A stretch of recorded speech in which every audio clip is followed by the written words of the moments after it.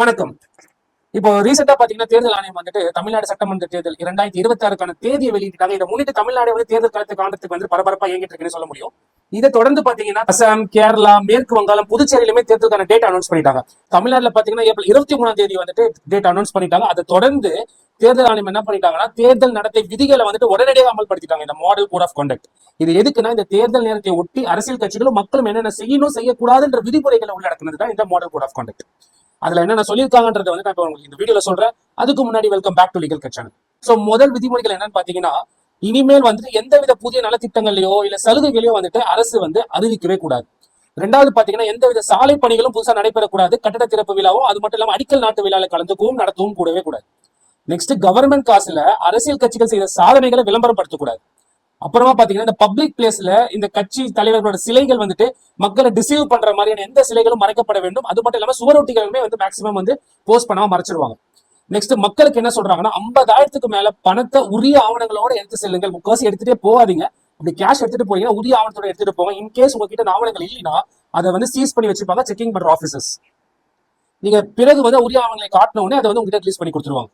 Next gift பொருட்கள் வந்து 10,000க்கு மேல ஃபார் எக்ஸாம்பிள் கோல்டோ சில்வர் ஏதோ நீங்க எடுத்துட்டு போறீங்க 10,000க்கு மேல நீங்க எடுத்து செல்லக்கூடாது. அதுவுமே நீங்க எடுத்துட்டு போனீங்கன்னா உரிய ஆவணங்கள் கையில இருக்கணும்னு சொல்றாங்க. நெக்ஸ்ட் கட்சிகள் என்ன பண்ணக்கூடாதுன்னா மதம், சாதி, மொழி அடிப்படையில் வந்துட்டு ஓட்டு சேகரிக்க கூடாது.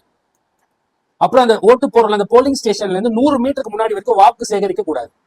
நெக்ஸ்ட் பொது இடங்கள்ல நாங்க வந்து கட்சி கூட்டங்கள் நடத்துறேன்னு வச்சுக்கோங்களேன், அது வந்து போலீஸ் கிட்ட முன்னாடியே வந்துட்டு பெர்மிஷன் வாங்கியிருக்கணும் எல்லா கட்சிகளுமே சொல்றாங்க. அது மட்டும் நம்ம எப்ப நடத்த போறோம் எவ்வளவு மக்கள் எதிர்பார்க்கிறோன்ற மாதிரி நம்ம முன்னாடியே வந்துட்டு போலீஸ் கிட்ட இன்ஃபார்ம் பண்ணிட்டு பெர்மிஷன் வாங்கிட்டு கட்சி கூட்டங்கள் நடத்துறோம். இன்கேஸ் சில இடங்கள்ல கட்சி கூட்டம் நடத்த உங்களுக்கு அனுமதி இல்லைன்னா கூட முன்னாடி அந்த அனுமதியை விலக்கிறதுக்கான அனுமதி நீங்க வாங்கிக்கோன்னு சொல்றாங்க.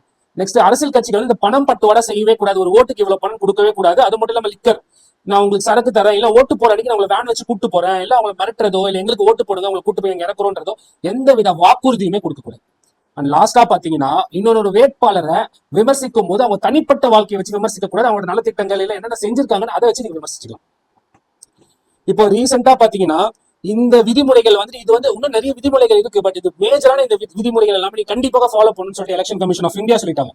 ஏன்னா இது போலீஸ் அதிகாரிகளுக்கும் அரசு அதிகாரிகளுக்கும் என்ன சொல்லிட்டாங்கன்னா நீங்க வந்துட்டு இந்த மாதிரி அரசியல் கட்சிக்கு சார்பாக எந்தவித வாக்குகளையும் சேகரிக்க கூடாதுன்ற மாதிரி சொல்லிட்டாங்க. அவங்களுக்கு வந்துட்டு இப்ப ஆளுங்கட்சிக்கு ஃபேவராவுமே நீங்க எதுவுமே பண்ணக்கூடாதுன்னு சொல்லிட்டாங்க. அது மட்டும் இல்லாம இந்த அரசு சொகுசு பங்களாக்கள் இருக்குல்ல இல்ல விருந்தினர் மாளிகை சொகுசு பங்களாக்கள் இது எதுவுமே தேர்தல் பிரச்சாரத்துக்கு பயன்படுத்தக்கூடாது. சோ இதெல்லாம் தான் பாத்தீங்கன்னா ஒரு பொது விதிமுறைகள். இன்னும் நிறைய விதிமுறைகளை நான் டிஸ்கிரிப்ஷன்ல ஆட் பண்றேன். இப்ப மேலும் மக்கள் நம்ம என்ன பண்ணணும், இப்ப புதுசா ஓட்டு போறவங்களோ சரி ஏற்கனவே ஓட்டு போறவங்களோ சரி அவங்க என்ன பண்ணணும்ன்றத கூடிய விரைவில் நான் வந்து அடுத்த வீடியோ அப்டேட் பண்றேன். நன்றி.